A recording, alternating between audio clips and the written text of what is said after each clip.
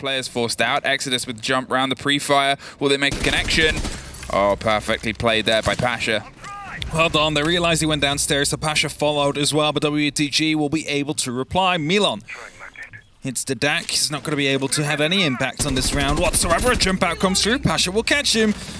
Can they break through the mirror windows? That becomes the big cost. The first gets popped off, and it makes this position a lot more awkward to play, but Scyther can still swing it, but gets swung. Rask with a needle point connection onto the back, making a picture that is probably not in TT9's preference. Can't quite get that first connection. Rask is going for the plant, a great bit of movement. The kit is being put down just on the other side of a wall.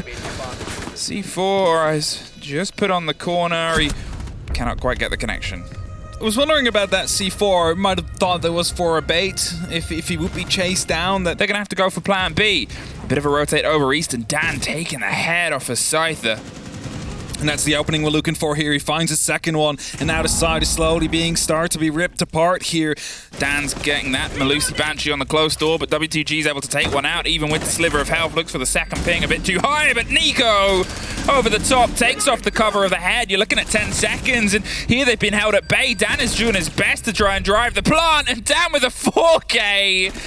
If he wasn't there, the round wasn't theirs, but he was there. So they just need to go for a bit of a push right now, and that's exactly what the Osa's doing, just preparing themselves, providing themselves with a shield, and now going for the plant. However, the cover dies. Are they going to be able to get this off, though? 45 seconds soon to be on the clock, question mark? No, Nico swung the corner, got the kill just in time. And this is it, suddenly Outsiders, they found themselves outside the site. The kit's in there, gets one on the long-range kill. There's somebody tucked on the close corners, able to get themselves down into a technical 1 versus 1 with the Gon 6, but the other player is in Narnia, and this is a TT9 round.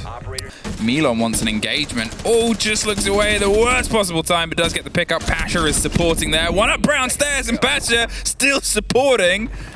The man is at the top, and as I said, Emission's going to have some pressure up here. He's able to swing onto one. They know the calls come out. The plant's going down. Everybody's rotated around. There's one to his left. It doesn't quite see him. The fight is there. Gets the cover. Doesn't quite get the planter. Run out of bullets. Emission. He's under huge bouts of pressure. They know where he was last. One of the players is peeled off. Going to head up to the second story. The other one is behind him. He's tucked around. Going to hold on for now. The swing's about to come all the way around the corner. Wow, Milan. They just need to worry about Exodus, who is going to be on those white stairs, and the player that is playing near the bathroom as well of Nico. Going aggressive right now. Swings, gets one, goes for the second, but gets shut down. 3 on 3, 2 on 3, as we continue counting down with 30 seconds left on the clock. Still makes this awkward for them to try and clear Rask. He might, yep, he is swung. I was going to say he might be about to be swung behind the back of those flashes. But once again, hit slowed and scuppered and scarpered. TT9 able to take a second round. The mirror windows doing what was needed here, just keeping them at bay for long enough, and as indeed TT9 takes that second round. Imagine playing this from the bomb chassis, might be receiving some pressure soon. Playing on the shotgun, but he gets wallbanged out, I believe, from above. Milan and Pasha drop in with a kill. Is there any yokai drones left on the board, though? As Exodus is looking to flank around, gets picked up from the player onto the white stairs. That's one burst from the yokai drone. Still a second one in pocket, but he knows he needs to go for a bit of a challenge. And as the time starts to tick down, it's 45 on the clock. WTG now in a 1v5 situation, and they know exactly where he's at. Yeah, this was a great read here from Outsiders. They did a little bit more work. They didn't trust that the site was as empty as they thought it was before, and they've been able to pay the price for it. There's two, though. There's a player stuck on it. I'm not sure if they've deployed a Talon shield or not. Don't need it. Pasha pops up, drops down, and it's a 4-2 half with 3 plants for Outsiders. They need to start pushing in, find Always that is playing on this balcony right here to really open up, and as he finds Exodus, another one comes through, a triple kill from Always as he just gets them all from that balcony we just discussed.